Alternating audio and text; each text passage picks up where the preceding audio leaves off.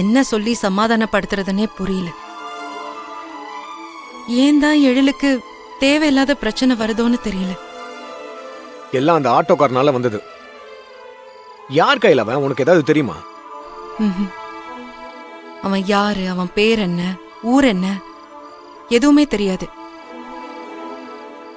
எப்படிதான் அவங்க சந்திச்சுக்கிட்டாங்க, ஏன் அவங்களுக்குள்ள இப்படி ஒரு பிரச்சனை வந்துச்சுன்னு ஒன்னும் புரியல.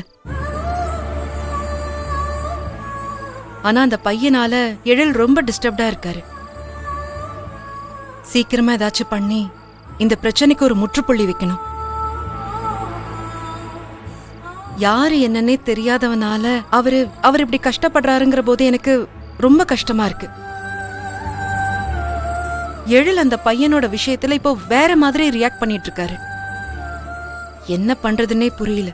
கையில மாப்பிள்ளை கிட்ட கேஷுவலா பேசுற மாதிரி அவன் யாரு என்னன்னு மட்டும் விசாரிச்சு சொல்லு. நான் அவனை டீல் பண்ணிக்கிறேன். இப்ப எதுக்கு கேக்குற? நீ என்ன பண்ணுவேன்னு எனக்கே தெரியும், அதனால விடு.